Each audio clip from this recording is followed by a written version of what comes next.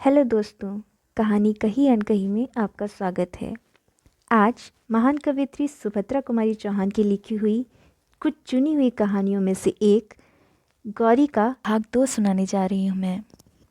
एक निश्वास के साथ कुंती बाहर चली गई और थोड़ी देर बाद ज्यों ही गौरी ने ऊपर आंख उठाई, उसने माता पिता दोनों को सामने खड़ा पाया।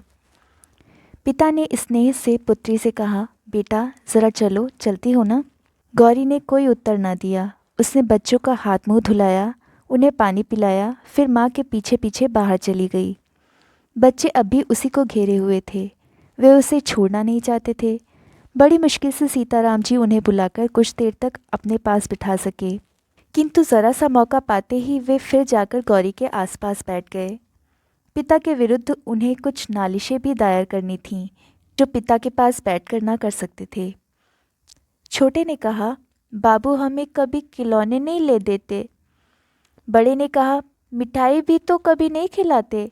छोटा बोला, और हमें छोड़कर दफ्तर जाते हैं, दिन भर नहीं आते, बाबू अच्छे नहीं हैं। बड़ा बोला, माँ तुम चलो, नहीं तो हम भी यहीं रहेंगे। बच्चों की बातों से सभी को हंसी आ रही थी। कुंती ने बच्चों से कहा, तो तुम दोनों भाई यहीं रह जाओ, बाबू को जाने दो, है ना ठीक?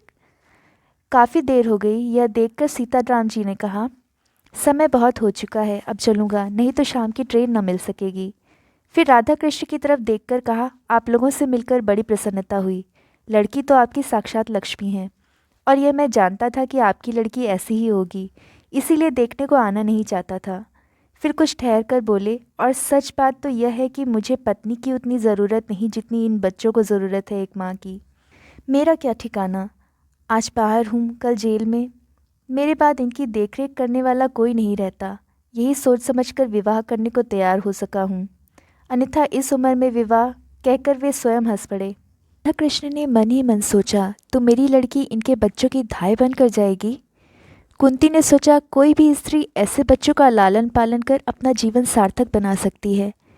गौरी ने मन ही मन इस महापुरुष के चरणों में प्रणाम किया और बच्चों की ओर ममता भरी दृष्टि से देखा, जैसे ये दृष्टि कह रही थी कि किसी विलासी युवक की पत्नी बनने से अधिक मैं इन भोले भाले बच्चों की माँ बनना पसंद करूंगी। सीताराम जी को जाने के लिए प्रस्तुत देख बच्चे फिर गौरी से लिपट गए। छूट ही सही, यदि राधा कृष्ण एक बार भी कहते कि बच्चों को छोड़ जाओ, तो सीताराम बच्चों को छोड़कर निश्चिंत होकर चले जाते। परंतु इस ओर से जब ऐसी कोई बात ना हुई, तो बच्चों को सिनेमा, सर्कस और मिठाई का प्रलोभन देकर बड़ी कठिनाई से गौरी से अलग करके वे ले जा सके। जाते समय सीताराम जी को पक्का विश्वास था कि विवाह होगा, केवल तारीख निश्चित करने भर की देर है। सीताराम जी उस पत्र की प्रतीक्षा में थे जिसमें विवाह की निश्चित तारीख लिखकर आने वाली थी। देश की परिस्थिति, गवर्नमेंट का रुख और महात्मा जी के वक्तव्यों को पढ़कर वे जानते थे कि निकट भविष्य में फिर सत्याग्रह संग्राम छिड़ने वाला है। न जाने किस दिन उन्हें फिर जेल का मेहमान बनना पड़े। पिछली बार जब गए थे तब उनकी बूढ़ी बुआ थीं, पर अब तो वे भी नहीं रहीं। यह कहारिन क्या बच्चों की देखभाल कर सकेगी? बच्चों की उन्हें बड़ी चिंता थी, और बच्चे भी सदा ही माँ माँ की रट लगाए रहते थे। उन्होंने फिर एक पत्र बाबू राधा कृष्ण को शीघ्र ही तारीख निश्चित करने के लिए लिख भेजा। उधर राधा कृष्ण जी दूसरी ही बात तय कर रहे थे। उन्होंने सीताराम के पत्र के उत्तर में लिख भेजा कि गौरी की माँ पुराने ख्याल की हैं, वे बिना जन्मपत्री मिलवाए विवाह नहीं करना चाहती, अतएव आप अपनी जन्मपत्री भेज दें। पत्र पढ़ने के साथ ही सीताराम को यह समझने में देर न लगी कि यह विवाह न करने का केवल बहाना मात्र है, किंतु फिर भी उन्होंने जन्मपत्री भेज दी। जन्मपत्री भेजने के कुछ ही दिन बाद उत्तर भी आ गया कि जन्मपत्री नहीं मिलती, इसलिए विवाह न हो सकेगा, क्षमा कीजिएगा। बाबू राधा कृष्ण को गौरी के लिए दूसरा वर मिल गया था, जो उनकी समझ में गौरी के बहुत योग्य था।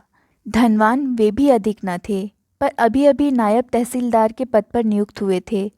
आगे और भी उन्नति की आशा थी।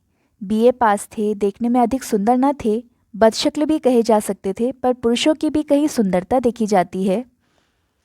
उम्र कुछ अधिक ना थी, यही 24-25 साल। लेने देने का झगड़ा यहाँ भी ना था। पहली शादी थी और माँ बाप भाई बहन से भरा पूरा परिवार था। राधा कृष्ण जी इससे अधिक और चाहते ही क्या थे? ईश्वर को उन्होंने कोटिशः धन्यवाद दिए, जिसकी कृपा से ऐसा अच्छा वर उन्हें गौरी के लिए मिल गया। विवाह आगामी आषाढ़ में होना निश्चित हुआ। दोनों तरफ से विवाह की तैयारी हो रही थी। राधा कृष्ण जी की यही तो एक लड़की थी। वे बड़ी तन्मयता के साथ गहने कपड़ों का चुनाव करते थे। सोचते थे देर से शादी हुई तो क्या हुआ, वर भी तो कितना अच्छा ढूंढ निकाला है। कुंती भी बहुत खुश थी। उसकी आंखों में यह दृश्य झूलने लगता था कि उसका दामाद छोटा साहब हो गया है। बेटी दामाद छोटे छोटे बच्चों के साथ उससे मिलने आए हैं। किंतु बच्चों की बात सोचते ही उसे सीताराम जी के दोनों बच्चे तुरंत याद आ जाते और याद आ जाती उनकी बात। बच्चों की देखरेख करने वाला कोई नहीं है। फिर वह सोचती, दुनिया में और भी तो लड़कियां हैं, कर लें शादी, क्या मेरी गौरी ही है। इस प्रकार पति पत्नी दोनों ही प्रसन्न थे, पर गौरी से कौन पूछता कि उसके हृदय में कैसी हलचल मची रहती है। रह रहकर उसे उन बच्चों का भोला भाला मुंह और मीठी मीठी बातें याद आ जाती। साथ ही याद आ जाते विनयी, नम्र और सादगी की प्रतिमा सीताराम जी। उनकी याद आते ही श्रद्धा से गौरी का माथा अपने आप ही झुक जाता। देशभक्त त्यागी वीरों के लिए उसके हृदय में बड़ा सम्मान था। सीताराम जी ने भी तो देश के लिए अपने जीवन का उत्सर्ग कर दिया है। नहीं तो बीए पास करने के बाद क्या प्रयत्न करने पर उन्हें नायब तहसीलदार की नौकरी ना मिल जाती? मिलती क्यों नहीं? पर सीताराम जी सरकार की गुलामी पसंद करते तब ना। दूसरी ओर थे उसके होने वाले वर नायब तहसीलदार साहब, जिन्हें अपने आराम, अपने ऐश के लिए ब्रिटिश गवर्नमेंट के ज़रा से इंगित मात्र से निरीह देशवासियों के गले पर छुरी फेरने में ज़रा भी संकोच या हिचक नहीं, जिनके सामने कुछ चांदी के टुकड़े फेंक दिए जाते हैं और ये दुम हिलाते हुए निंद्य से निंद्य कर्म करने में भी किंचित लज्जित नहीं होते। घृणा से गौरी का जी भर जाता, किंतु उसके इन मनोभावों को जानने वाला यहाँ कोई भी न था। वह रात दिन एक प्रकार की अव्यक्त पीड़ा से विकल सी रहती। बहुत चाहती थी कि अपनी माँ से कह दे कि वह नायब तहसीलदार से शादी न करेगी, किंतु लज्जा उसे कुछ भी न कहने देती। जो जो विवाह की तिथि नज़दीक आती, गौरी की चिंता बढ़ती ही जाती थी। विवाह की निश्चित तारीख से 15 दिन पहले एकाएक तार आया कि नायब तहसीलदार साहब के पिता का देहांत हो गया। इस मृत्यु के कारण विवाह साल भर को टल गया। गौरी के माता पिता बड़े दुखी हुए, किंतु गौरी के सिर पर से जैसे चिंता का पहाड़ हट गया।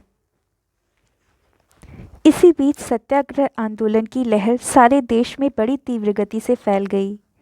शहर शहर में गिरफ्तारियों का तांता लग गया। रोज़ ही न जाने कितने गिरफ्तार होते, कितनों को सज़ा होती। कहीं लाठीचार्ज, कहीं 144। सरकार की दमन की चक्की बड़े भयंकर रूप से चल रही थी। गौरी को चिंता थी उन बच्चों की। जब से सत्याग्रह संग्राम छिड़ा था, तभी से उसे फिक्र थी कि न जाने कब सीताराम जी गिरफ्तार हो जाएं और फिर वे बच्चे बेचारे, उन्हें कौन देखेगा। उसका अखबार ध्यान से पढ़ती, कानपुर का समाचार तो और भी ध्यान से देखती थी। इसी प्रकार उसने एक दिन पढ़ा कि राजद्रोह के अपराध में सीताराम जी गिरफ्तार हो गए और उन्हें 1 साल का सपरिश्रम कारावास हुआ है। इस समाचार को पढ़कर गौरी कुछ क्षण तक स्तब्ध सी खड़ी रही, फिर कुछ सोचती हुई टहलने लगी। कुछ ही देर बाद उसने अपना कर्तव्य निश्चित कर लिया। वह माँ के पास गई। माँ कोई पुस्तक देख रही थी। उसने अपने सारे साहस को समेटकर दृढ़ता से कहा, माँ, मैं कानपुर जाऊंगी। कानपुर में क्या है? आश्चर्य से कुंती ने पूछा। गौरी ने कहा, वहाँ बच्चे हैं। माँ ने उसी स्वर में कहा, बच्चे? कैसी बात करती हो गौरी, पागलों सी? गौरी बोली, नहीं माँ, मैं पागल नहीं हूँ। बच्चों को तुम भी जानती हो, उनके पिता को राजद्रोह के मामले में साल भर की सजा हो गई। बच्चे छोटे हैं। मैं जाऊंगी माँ, मुझे जाना ही पड़ेगा। गौरी के स्वभाव से कुंती भली भांति परिचित थी। वह जानती थी कि गौरी जिस बात की हट पकड़ती है, कभी छोड़ती नहीं। अतएव सहसा वह गौरी का विरोध न कर सकी। बोली, पर तेरे बाबूजी तो बाहर गए हैं, उन्हें तो आ जाने दे।